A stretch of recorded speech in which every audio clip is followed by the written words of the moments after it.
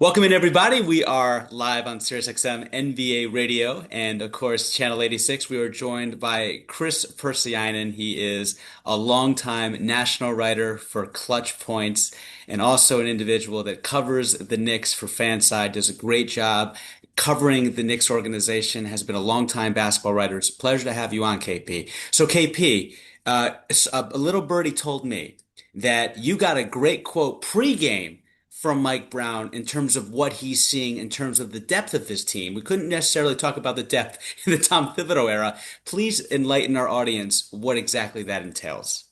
Yeah, Shep, absolutely. Well, first of all, thanks for having me. I appreciate it. And, big game tonight. So great to be on. And Mike Brown said before the game that what he's gotten so far from backup point guard Jose Alvarado, someone who's a New York native, the Brooklynite, the Puerto Rican point guard. He's got a lot of fans at Madison Square Garden. He called him irreplaceable. And that's really, really high praise. He went on to explain, irreplaceable from what we had in the building, irreplaceable from what we have now, however you want to spin it. There's something that he brings to the table that is irreplaceable. And it wasn't his steals, it wasn't his toughness or New York grit, it was his quickness. So Mike Brown crediting Jose Alvarado for his physical speed, for his persistence. And this is something he said about Landry Shamet too. So Mike Brown, really someone who values these role guys being able to tire out other defenses, run around the court, and be persistent. Again, we are joined by Kris Pursiainen on SiriusXM NBA Radio postgame show. You can find his work at Clutch Points. Does a wonderful job on the national side, and then on the local side, covering the Knicks for Daily Knicks, which is also known as Fansided. KP, a lot of people want to know. You reached the conference finals. Obviously, the Pacers did a number on them in game one. Tyrese Halliburton pulled a Houdini. And a lot of people felt like that should have been their series, and they should have been playing in their first NBA finals since the 20th century. Are you confident, as someone that covers this team day in and day out, that under Mike Brown, they will more than likely represent the East and play in the NBA finals? I know that's a lot to digest, but I want your honest opinion because there's a lot of Knicks fans that listen to SiriusXM NBA radio.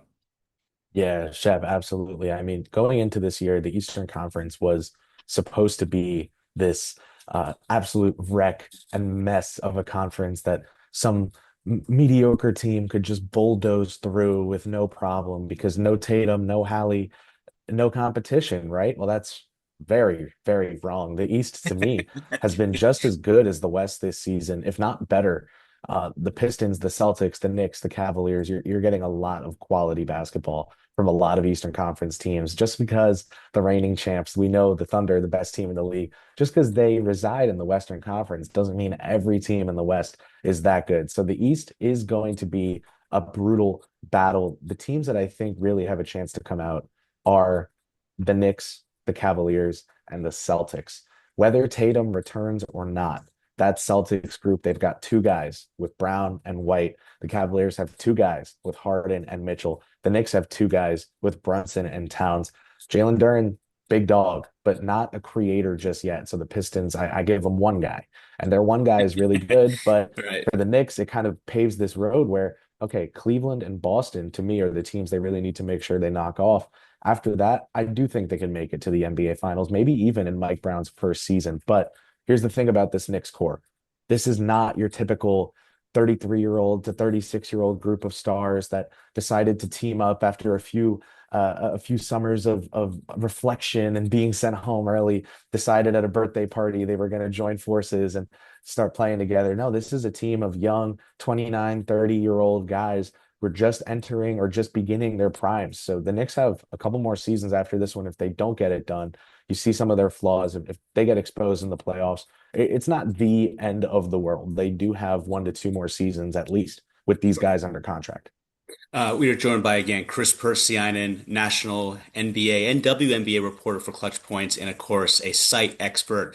Well, that's a fancy way of saying he's a damn good writer for Knicks fan side. KP, I got two more for you on the SiriusXM NBA radio postgame show. You have a relationship with Karl Anthony Towns. You guys have a really solid friendship. You've covered him. You know his family. I feel like he gets a raw deal. Outside of Luka, I don't know any other star in the NBA that gets more criticism than him. The guy's leading the league in doubles for God's sakes, and you would think he's an eighth man the way that the national media talks about him, at least most of the national media. Why is he so misunderstood? Do you feel like he gets an unfair rap as well? I think Karl Anthony Towns and reports of any friendship are greatly exaggerated, but I have covered him and You've talked to Pops. I know this. I had an exclusive interview with him earlier in the year about Right. his charity work in the Dominican Republic. So absolutely. But I will say I do think you hit on something really important, which is that misunderstood word that you used. It's not that Towns is infallible. It's not that he is never at fault. It's that I think a lot of the times fans who have a lot of great passion and great energy, they see the biggest guy on the court not do biggest guy on the court things, and they go, "Well, hold on, what the heck are you so tall for?"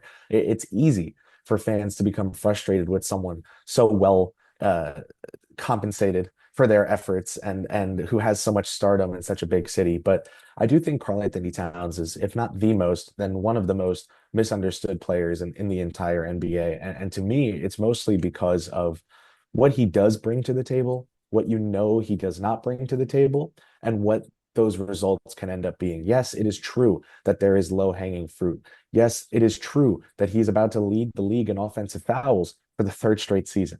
And it's true that his layups and three-point shooting throughout the course of this year have not really been up to par, not only for his season standards, but really looking at NBA average.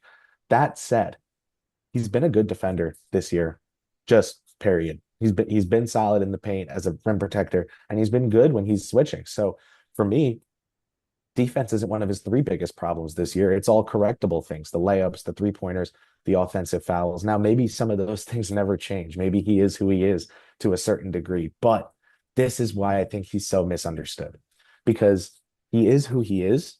Sure, maybe he'll never develop into Akeem Olajuwon or Wilt Chamberlain, but who he is a really good basketball player. And there are so many stars in the NBA that are similarly inconsistent, similarly impactful on winning nights that don't have such a microscope on them.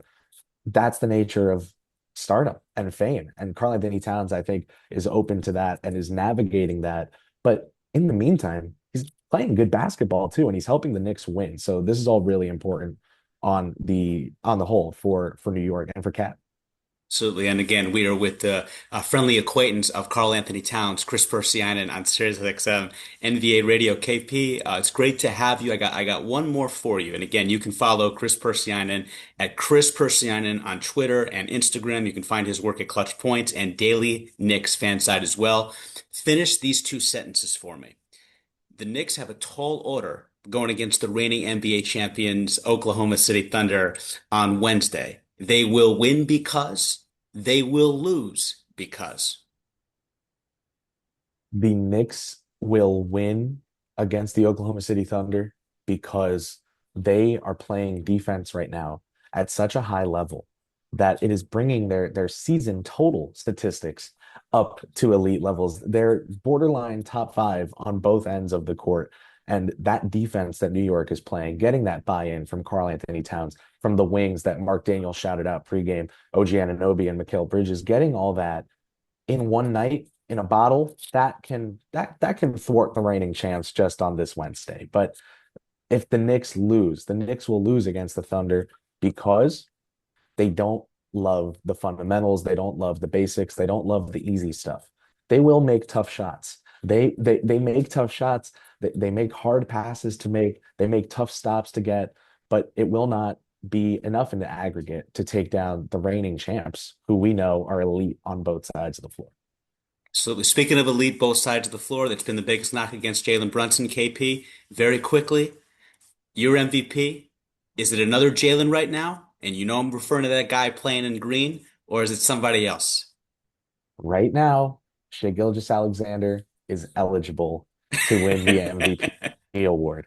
For as long as that man is eligible, he is the MVP. And I know Nikola Jokic is in the same category of they just deserve it if they're playing. But I think it's Shea this season. He somehow leveled up from last year. He had a dream season last year. I mean, you talk about MVP, Finals MVP champion. He also was on the cover of 2K and he got his own signature shoe.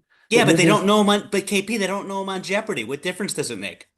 ridiculous. That's how do you Ridiculous. not know? How do you not know the reigning MVP, reigning Finals MVP, reigning scoring champion hasn't been done since 2000 by a guy named Shaq, who was at his apex at that point. I'm Was he with any you. good?